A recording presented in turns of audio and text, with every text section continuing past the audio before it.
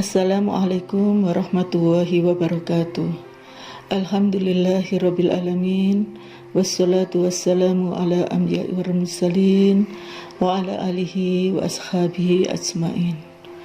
Rabbi shrahli sadri wa yassirli amri wahlul 'uqdatam min lisani yafqahu qawli. Alhamdulillahirabbil alamin. Pada pagi hari ini kita bisa bersama-sama mengikuti kajian duha yang diselenggarakan oleh pimpinan daerah Aisyah Kota Malang, yang insya Allah pada Ramadan kali ini kita akan mengadakan kajian selama 1 bulan penuh. Mudah-mudahan kita diberi sehat dan kemudahan untuk mengikuti kajian ini. Salawat dan salam selalu kita haturkan kepada junjungan kita Nabi Muhammad Sallallahu Alaihi Wasallam. Ibu-ibu yang dirahmati oleh Allah, pada kesempatan kali ini kita akan membahas bersama-sama tentang kepribadian Muhammadiyah. Kepribadian Muhammadiyah adalah sebuah rumusan yang menguraikan tentang jati diri, apa dan siapa Muhammadiyah. Latar belakang dirumuskannya kepribadian Muhammadiyah dilatar belakangi oleh kebutuhan persyarikatan akan adanya rumusan yang dapat dijadikan sebagai pedoman bagi persyarikatan Muhammadiyah. Pada saat itu, Kiai Haji Fakih Usman memberikan rangsangan gagasan kepada Muhammadiyah akan pentingnya jati diri Muhammadiyah melalui ceramah yang disampaikan pada saat pelatihan yang diselenggarakan oleh pimpinan Muhammadiyah pada tahun 1381 Hijriah atau bertepatan dengan tahun 1961 Masehi, yang diikuti oleh wakil dari pimpinan daerah Muhammadiyah se-Indonesia. Adapun ceramah tersebut berjudul tentang apakah Muhammadiyah itu. Menilik judul ceramah yang disampaikan oleh Kiai Haji Fakih Usman tersebut tentang apakah Muhammadiyah itu, bermaksud untuk memberikan pemahaman yang mendalam tentang Muhammadiyah kepada kader-kader Muhammadiyah. Mengetahui dan memahami Muhammadiyah bukan hanya sebatas kulitnya saja, tetapi mengetahui dan memahami Muhammadiyah harus sampai pada akar-akarnya.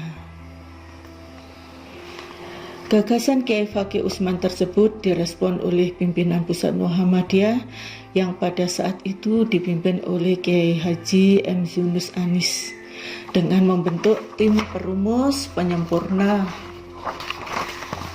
Adapun personil tim perumus dan penyempurna kepribadian Muhammadiyah adalah ada Kiai Fakih Usman, Kiai Fakih Farid Ma'ruf, Jarnawi Hadikusumo, Jindar Tamimi, Dr. Kiai Haji Hamka, Muhammad Wardan Diponingrat, Kiai Haji M. Saleh Ibrahim. Setelah selesai rumusannya, tim tersebut menyerahkan hasilnya kepada PP Muhammadiyah dan dibahas pada sidang Tanwir Muhammadiyah pada tanggal 25 sampai 28 Agustus tahun 1962. Para peserta sidang Tanwir menerima rumusan tersebut untuk disahkan pada muktamar.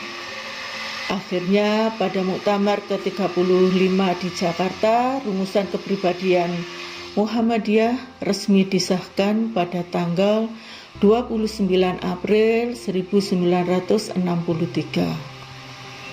dan dapat dijadikan sebagai pedoman dan pegangan bagi seluruh warga persyarikatan. Pada muktamar ke-35 juga terpilih Ketua PP Muhammadiyah yang menggantikan HM Yunus Anis, yaitu Kiai Haji Ahmad Badawi pada periode 1963 sampai 1968. Fungsi kepribadian Muhammadiyah adalah sebagai landasan, pedoman, dan pegangan setiap gerak Muhammadiyah menuju cita-cita terwujudnya masyarakat Islam yang sebenar-benarnya. Hakikat kepribadian Muhammadiyah adalah wajah Persyarikatan Muhammadiyah.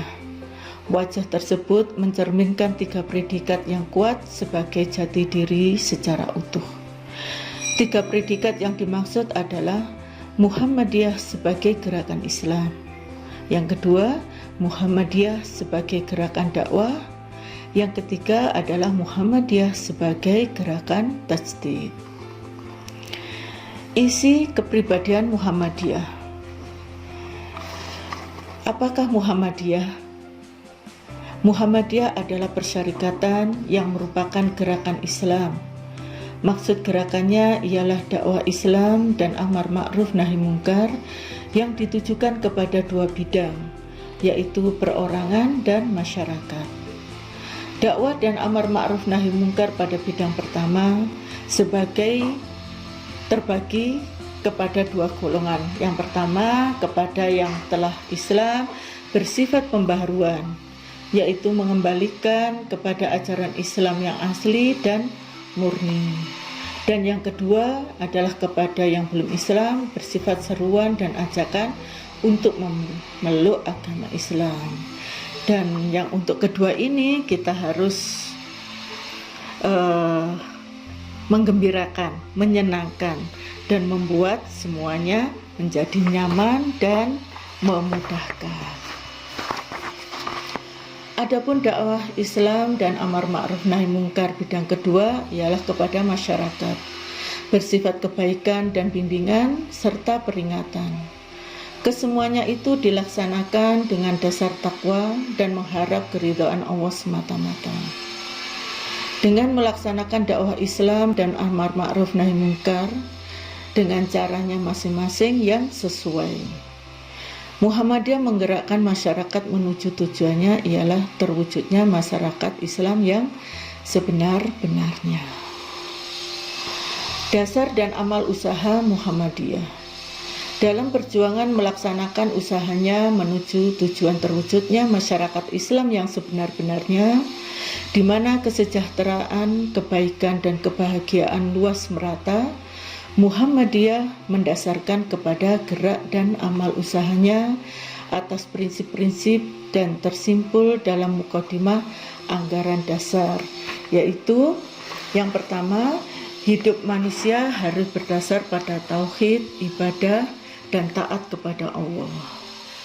Dalam melaksanakan segala gerakan dan kegiatannya, maka tauhid dan tawakal kepada Allah harus senantiasa dijadikan sebagai landasan dasarnya, dengan maksud semata-mata untuk beribadah serta mentaati semua perintah dan larangannya.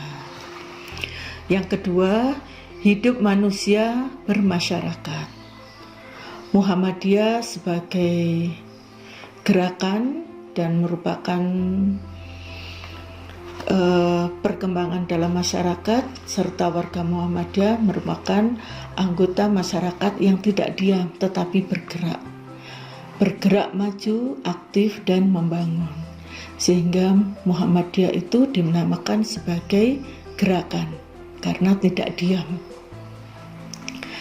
Yang ketiga, mematuhi ajaran-ajaran agama Islam dengan berkeyakinan bahwa ajaran Islam itu satu-satunya landasan kepribadian dan ketertiban bersama untuk kebahagiaan dunia akhirat. Nah, Muhammadiyah berkeyakinan bahwa tidak ada dasar landasan yang dapat membahagiakan manusia di dunia kecuali dasar Al-Quran dan Al-Hadis yang akan membawa kebahagiaan manusia yang hakiki di akhirat kelak. Yang keempat adalah menegakkan dan menjunjung tinggi agama Islam dalam masyarakat. Adalah kewajiban sebagai ibadah kepada Allah dan ikhlasan kepada manusia. Nah, setelah Muhammadiyah dapat berdiri tegak dan berjalan di atas landasan seperti tersebut di atas, barulah kuat menegakkan dan menjunjung tinggi ajaran Islam serta mampu mengatasi berbagai macam rintangan, hambatan, dan tantangan. Hambatan, tantangan, dan rintangan itu selalu ada. Dan kita sebagai warga Muhammadiyah harus pandai-pandai mencari solusinya. Yang kelima adalah ittiba kepada Rasul.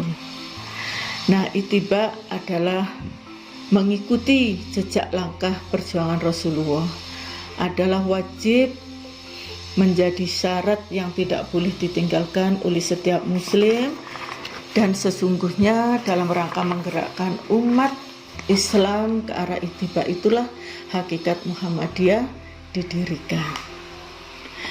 Yang keenam adalah melancarkan amal usaha dan perjuangannya dengan ketertiban organisasi. Muhammadiyah beramal dan berjuang dengan berorganisasi. Tidak sendirian, tapi bersama-sama. Yang didasarkan atas musyawarah bersama, menghimpun dan mendidik kader pimpinan, mengaktifkan gerak anggota, menentukan peraturan-peraturan untuk mencapai hasil yang jauh lebih besar dan jauh lebih dekat menanggulangi berbagai macam rintangan dan halangan.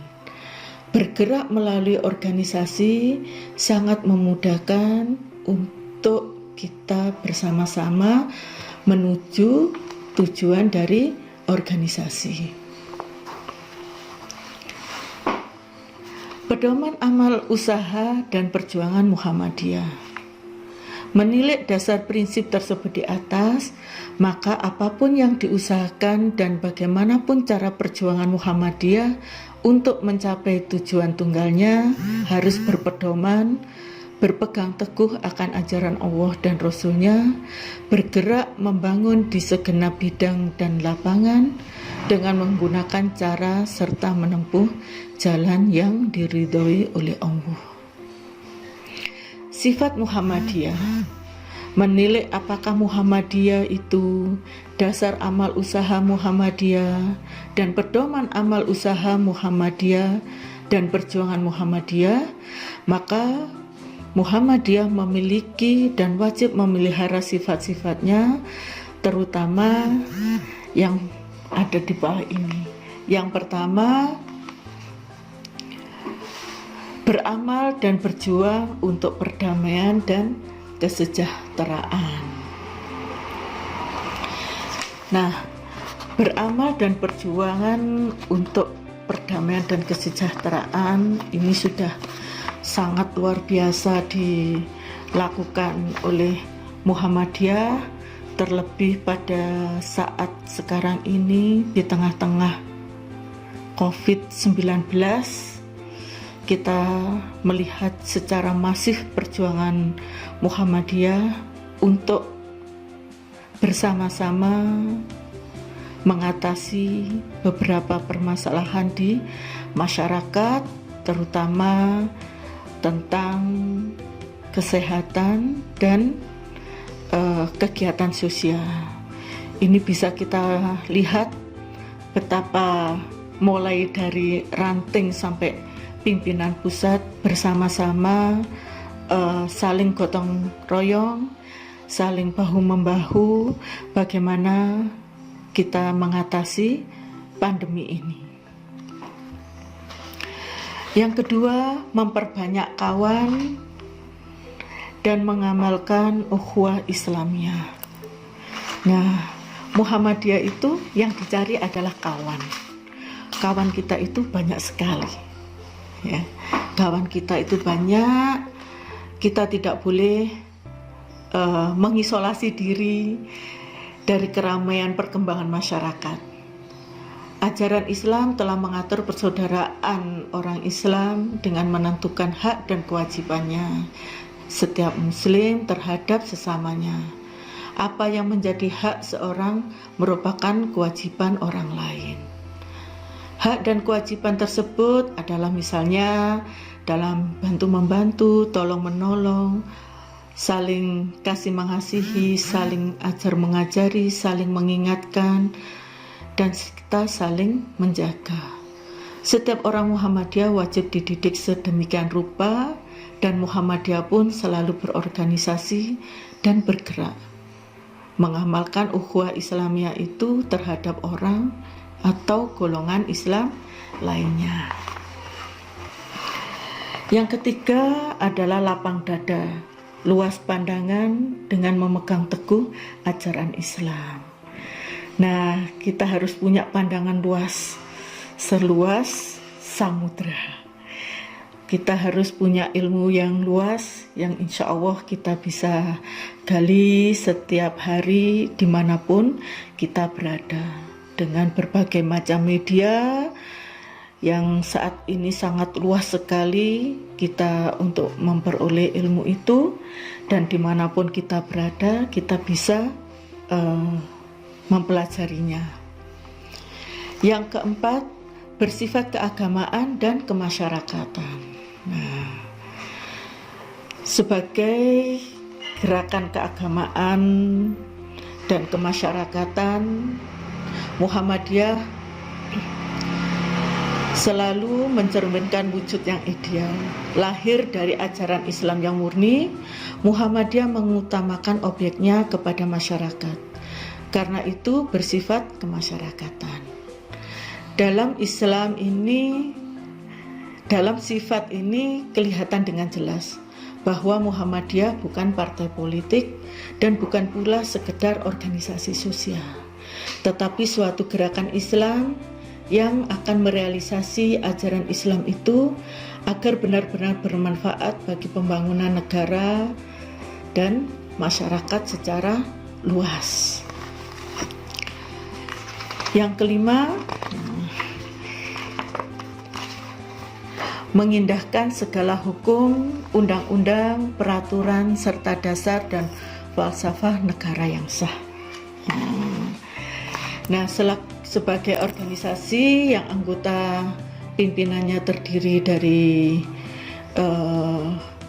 warga negara yang baik, Muhammadiyah memandang segala hukum, undang-undang, dan peraturan negara sebagai suatu kenyataan dan berkekuatan hukum.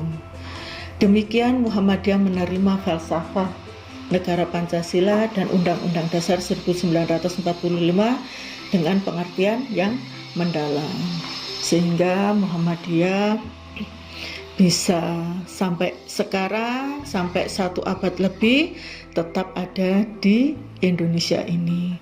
Bahkan saat ini sudah berkembang di beberapa negara. Yang keenam adalah amar ma'ruf nahi mungkar dalam segala lapangan serta menjadi teladan yang baik. Nah, ini insya Allah sudah banyak kita lakukan dan kita mudah-mudahan bisa menjadi suri teladan dalam kehidupan sehari-hari. Yang ketujuh, aktif dalam perkembangan masyarakat dengan maksud islah dan pembangunan sesuai dengan ajaran Islam. Nah, Muhammadiyah dalam hal ini selalu mengikuti perkembangan yang ada di Indonesia ini, bahkan di dunia. Dengan aktifnya beberapa anggota di Majelis Ulama Indonesia, Forum Kerukunan Umat Beragama, itu menjadikan kita semakin banyak tahu tentang perkembangan baik sesama Islam maupun perkembangan dengan agama-agama lain. Yang kedelapan, ajaran Islam harus disiarkan seluas-luasnya. Ajaran Islam wajib diamalkan. Kepentingan ajaran Islam harus dibela. Sehingga Muhammadiyah memandang bahwa kerjasama antar golongan Islam dalam hal ini adalah wajib. Dan alhamdulillah Muhammadiyah dalam perkembangannya selalu bekerja sama dengan berbagai macam pihak. Yang kesembilan, membantu pemerintah serta bekerja sama dengan golongan lain dalam memelihara dan membangun negara untuk mencapai masyarakat adil dan makmur yang diridhoi oleh Allah. Yang ke-10, bersifat adil serta kolektif ke dalam dan keluar dengan bijaksana. Nah, bijaksana ini memang harus kita tata dengan sebaik-baiknya, sehingga ketika kita beraktivitas, kita menjalankan roda amal usaha, menjalankan semua pekerjaan yang kita lakukan, kita bisa bijaksana sehingga kita bisa menjadi suri tauladan bagi yang lain. Nah, itulah yang bisa saya sampaikan. Mudah-mudahan bermanfaat. Kurang lebihnya mohon maaf. Nasrul minna wa qarib wa basyiril mu'minin. Wassalamualaikum warahmatullahi wabarakatuh.